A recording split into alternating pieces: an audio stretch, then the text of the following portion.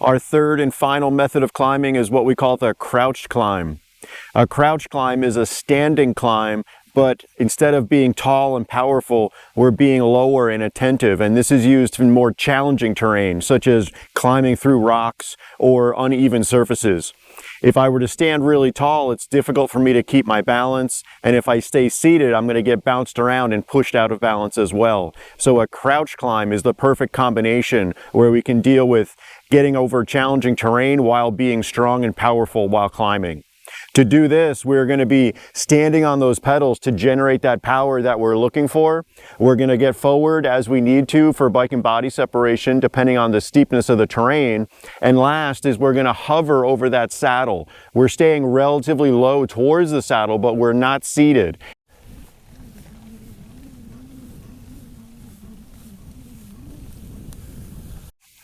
All right, coaches, let's talk about some progressions that we may introduce the riders related to the crouch climb. After they've done that first example, we can then increase the steepness of the climb, forcing them to use more bike and body separation or vary their gears a little bit. After that, we can start introducing some challenge to the situation. We could go to a different area that's going to offer some looser rocks or undulations in the trail that require that crouch climbing. Also consider you could bring props to practice, such as tennis balls, 2x4s, short sections of PVC pipe that are all going to move underneath the rider's tires. That's going to create a situation where they're going to need to be crouched in order to maintain balance as they're going over those obstacles. Our last progression is related to how we can combine the crouch climb with the other climbing methods. So again, think about setting up a scenario where they may start seated and then stand up as it may get steeper, but then you introduce those challenges and all of a sudden they're going to have to crouch in order to maintain their balance as they go through those challenges. That's a great way to use all three climbing methods within the same demonstration or drill. That's really going to help them to understand why each is important for different scenarios. All right, coaches, let's talk about a few errors that we may see related to the crouch climb.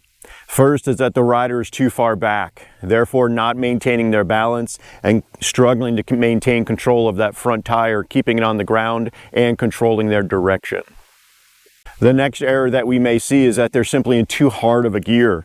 Although they're standing on the pedals, the terrain is too steep and they're struggling to get those pedals around and are forced to stop. The last error that we may see is that their rear tire is spinning. So help them to use gears that are best appropriate for the situation they're in. If they're in too easy of a gear, that's creating too much torque and may overwhelm the traction that they have under that rear tire. Additionally, with that crouched scenario, it allows them to really micromanage their fore and aft position in order to maintain their balance really well as the objects that they're riding over may be moving.